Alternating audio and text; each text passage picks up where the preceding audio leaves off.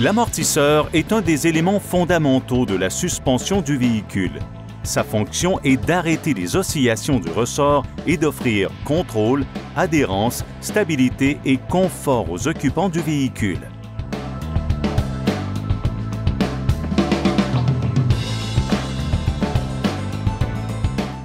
Aujourd'hui, les amortisseurs sont des dispositifs hydrauliques. À l'intérieur, l'huile passe par des soupapes dont la force d'amortissement dépend de la vitesse du piston. Donc, plus l'amortisseur se déplace rapidement, plus il résiste au mouvement, devenant ainsi plus rigide.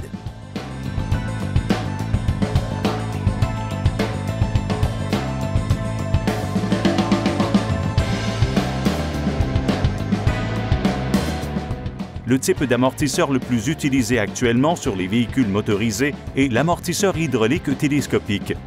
Bien qu'il existe d'autres variantes sur le marché, ils sont généralement composés d'un ou de deux tubes en acier cylindrique et d'une tige se déplaçant à l'intérieur et fixée au véhicule.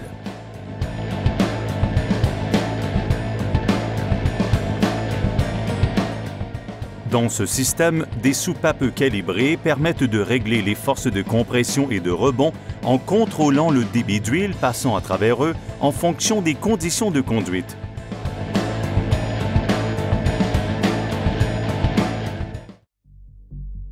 Le corps des amortisseurs bitubes, comme l'indique leur nom, est composé de deux tubes concentriques. Il s'agit du tube de pression et du tube de réserve.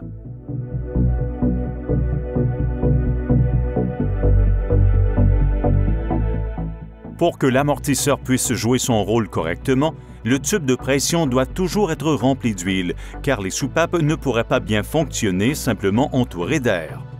Le tube de réserve est toujours partiellement rempli d'huile, car sa fonction est de veiller à ce que le tube de pression se remplisse d'huile, quel que soit l'état de compression de l'amortisseur.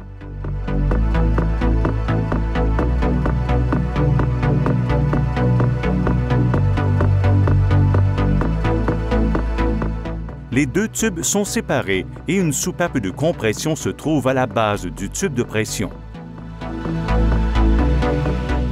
Tout amortisseur bitube standard comporte également une tige de piston munie d'une soupape et qui se déplace à l'intérieur d'un cylindre rempli d'huile appelé tube de pression.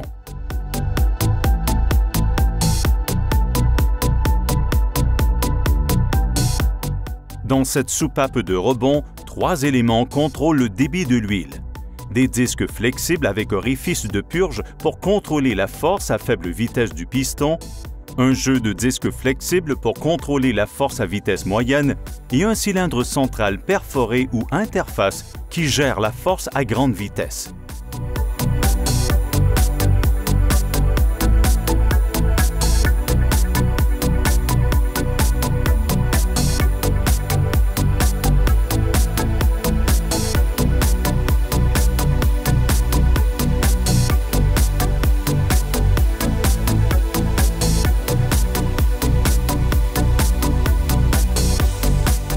Les amortisseurs bitubes ont aussi une soupape de compression à la base du tube de pression.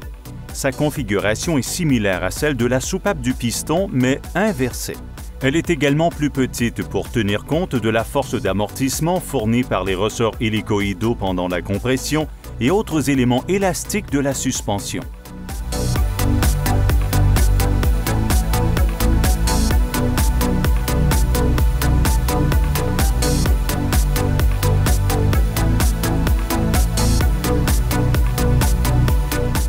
Quand l'amortisseur se comprime à cause d'une irrégularité du sol, la tige entre dans le tube de pression et y fait augmenter la pression de l'huile. Pendant cette phase, dite de compression, la soupape de compression contrôle la résistance du mouvement d'amortissement, tandis que l'huile passe presque librement du bas du tube de pression vers le haut par la soupape du piston.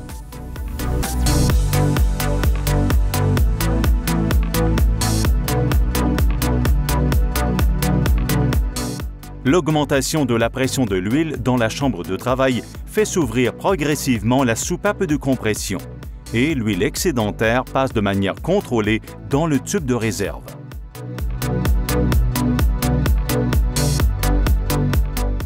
Pendant le rebond, la tige du piston quitte la chambre de travail de manière contrôlée grâce à l'effet de la soupape de rebond. Ce mouvement crée un vide qui aspire l'huile du tube de réserve et dont le volume équivaut à celui de la tige du piston qui vient de quitter le tube de pression pendant le rebond. Grâce à cet effet, le tube de pression est toujours plein.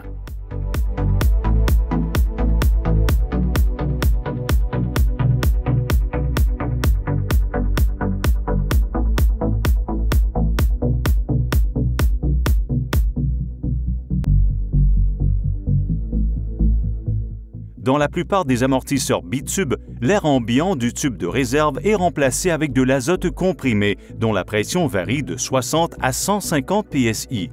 Il s'agit des amortisseurs à gaz sous pression. Le processus de charge du gaz s'effectue pendant la fabrication. L'azote liquide est ajouté à la chambre de réserve avant la pose des joints d'huile situés en haut de l'amortisseur pour éviter les fuites.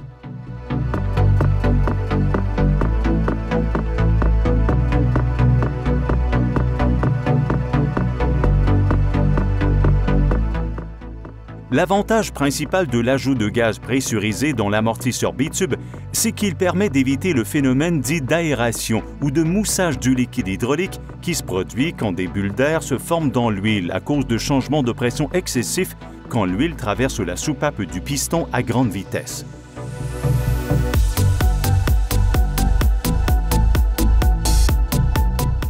L'aération provoque du bruit et diminue la performance de l'amortisseur car de l'air passe dans les soupapes.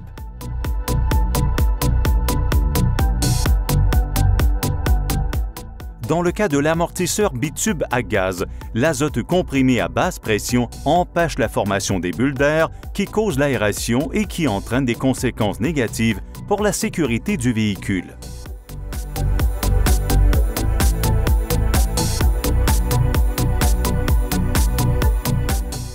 Les amortisseurs à gaz offrent d'autres avantages par rapport aux amortisseurs à l'huile hydraulique.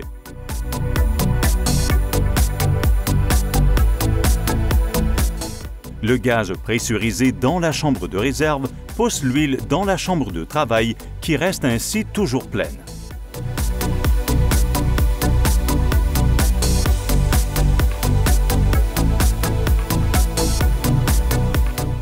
La présence de gaz renforce l'effet de l'amortisseur, ce qui améliore la flexibilité de la suspension.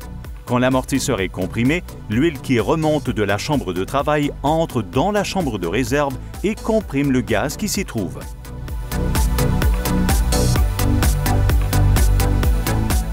Quand l'amortisseur commence à rebondir, la force de l'expansion du gaz aide l'amortisseur à rebondir.